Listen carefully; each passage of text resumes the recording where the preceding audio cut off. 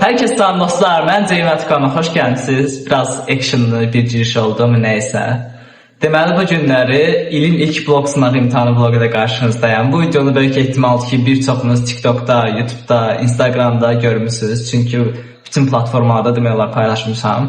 Yəni məndə olan platformalar ən azından. Keçən il buna aid bir video çəkmişdim, ilk blog imtahanım və ondan 307 yığmışdım da deyəsən. 307. Öz balımı soruşuram kimdə çəkdim. Hə, keçən də çəkmişdim və məncə normal videoydu və ən çox izlənən kanalda videom o olmuşdu. Dedim ikincisini də çəkim görək nə olacaq və bu arada neçə vaxtdır video atmıram da indi daha çox YouTube Shorts'a və Instagram Reels'lara üstünlük verirəm çünki görürəm ki orada daha çox nəticə alıram. Nəinki saatlarla əziyyət çəkib editlədiyim videoları YouTube'da paylaşıram. Məsələn Formula Vlog, Zoopark Vlog, yəni heç biri bir çox deyil, baxış çox deyil. Nəysə, çox uzatdım. Elə 8 dirək videomuza. Bayaqdan deyə atmışam. Burnumda qəribə bir şey. Yanıb qızarıb burnum. Sağlık horuluyor. Əgə. Horuldamışam.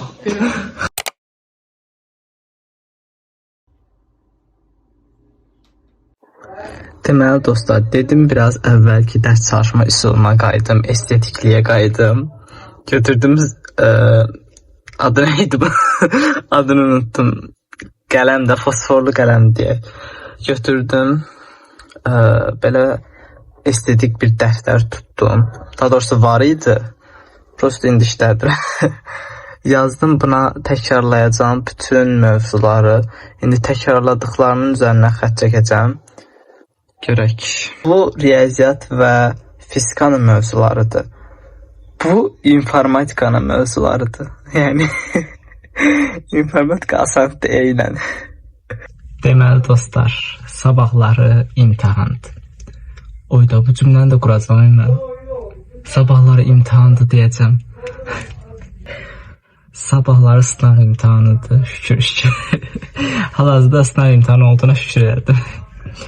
Deməli dostlar, sabahları güvənin sınaq 3-ünə gedirəm və bu da blok imtahanıdır, blok fənləri üzrə. Mən də birinci qrupam, deməli hansılara gedəcəm? İnformatika, riyaziyyat və fizikadan təbii ki də. Bunlardan sabah sınağa gedirəm. Bunun üçün düşəcək mövzuları belə bir şəkildə çıxartmışam, gördüyünüz kimi. Dəftərin üz qabığına qətiyyən fikir verir. Çünki dəftər mənim deyil, evdən tapmışam. Hər nəysə. Dedim biraz estetikaya yol verim. Belə fosforlu qələmlər falan götürdüm. Biraz da belə şeylər elədim. Yəni, neçə mövzumuz qalıb? Riyaziyyatı tam bitirmişəm. Fizikanı da bitirmişəm. Tam şəkildə informatikadan hələ başlamamışam. İnformatika İnşallah ki yaxşı olar. İnformatika bəlkə buradan baxırsa salım. Amma həqiqətən indi informatikaya başlayacağam. Görək informatika necə olur. İnformatikadan böyük ehtimal ki Rəşad Rəsilovun test bankından və topludan işləyərəm. Əlavə vəsait də sınaqlar taparam. Adı nə? Telefondan, Telegram kanallarından oradan işləyərəm. Yox, bu qədər bəsdir məncə.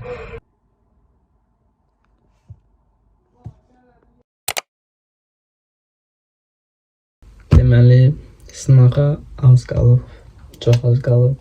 Deməli dostlar, sınağa hardasa 1 saat falan qalıb. Mən artıq təkrarımı bitirdim deyə düşünürəm. Birazdan çıxacaq yola. Heç nə. Orada gedək, orada da çəkənəm bir şeylər hər halda. Bu qədər. Bu arada dostlar, istəyirəm könüllülüklə bağlı bir video çəkim. Sizcə nə deyirsiniz?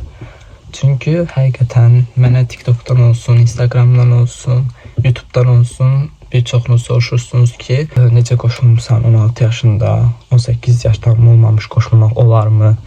Çoxsu 16 yaş demir, yəni ümumiyyətlə deyir necə qoşulmuşsan. Sizcə çəkim yoxsa yox, bunu rəylərdə bildirin, həqiqətən çox önəmlidir bu mənim üçün. Əgər desəz, istəsəz detallı bir video çəkəcəm, formula falan hamısı daxil olacaq içinə. Amma təbii ki də baxsaz da o videoya.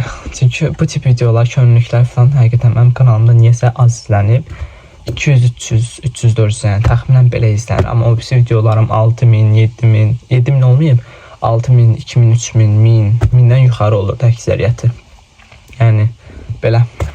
Bəli dostlar, artıq yola çıxmışıq və burada Koroğlu görən formula vaxtlar yadıma düşür.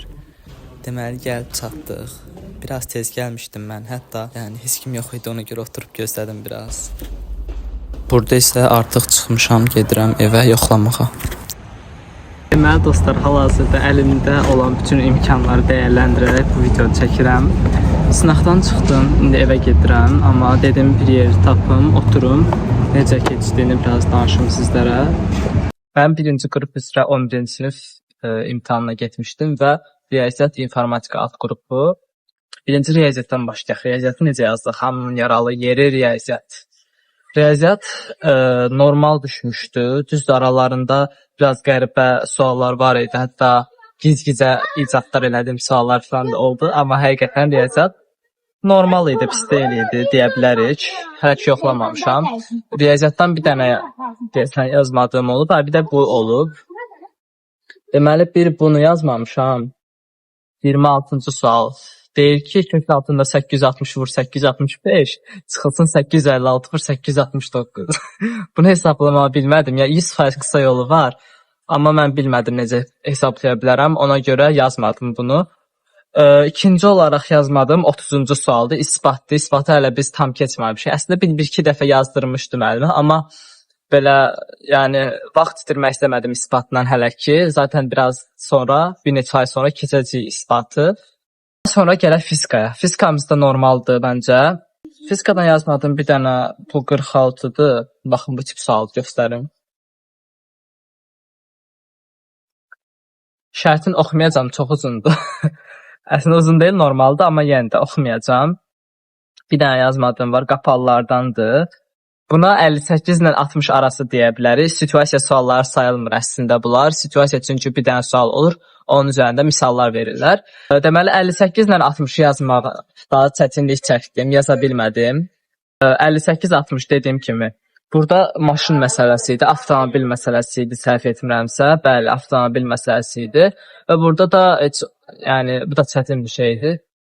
Çətin deyildi əslində, nəysə. Yaza bilmədim. İnformatikaya gəldikdə, informatikadan ilk səhifə qapalıların super. İkinci səhifə qapalılarına gələndə burada bir dənə sualımız var. Baxın bu sual. Bu sualı belə tam göstərə bilmirəm. Bu sualı həqiqətən oxumağa heç axıtım olmadı. Dedim ki, yəni boşuna vaxt itirməyin bunu oxuyub. Əslində vaxtım qala bilərdi, qalmadı təbii ki də. Amma qala bilərdi. Amma yəni həqiqətən bu sualı görüb iyrəndim informatikadan bir müddət belə düzün demək lazım gəlsə. Ona görə üstündən keçdim bu sualın. İnşallah informatika müəlliməm məni. Bunların düzlüyündən heç birindən yəni əmin deyiləm də. İndi evə gedib bir yoxlasam deyəcəm. Daha sonra informatikanın 88 və 90-cı suallarına gəlsək bu suallardan. Buradan bir dənə yazdım. Baxın bunu yazdım. 88-i yazdım. Məncə ona tam bal vermə ehtimalları var.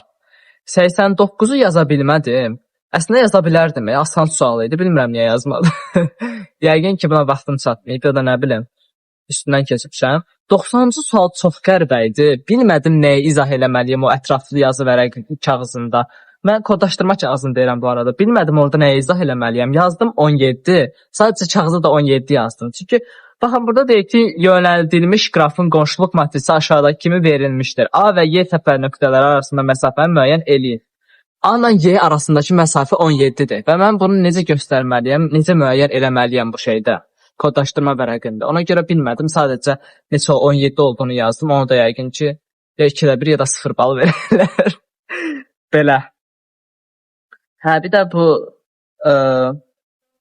şübhələndiklərimdən bir də o axırda ABCD uyğunlaşdırma variantları var ya, birinci, ikinci, üçüncü. Orada uyğunlaşdırmada, məsələn, burada C-ni yazmamışam, onu uyğunlaşdıra bilməmişəm. Ona görə C-ni silmişəm daha doğrusu. Birinci yazıb sonra silmişəm, 100% bunu səhv eləmişəm və bu sualımı səhv götürəcəklər məndə. 57-ci sual fizikadan. C-ni elə bildi ki, sınavın cavabları çıxmalı düşməyəcək. Bəli, təəssüf ki, həyecanlandım biraz orada, amma sınaq 2-ci cavablar imiş o. Əslində, hə də, bloku gördüm, həyecanlandım o dəqiqə.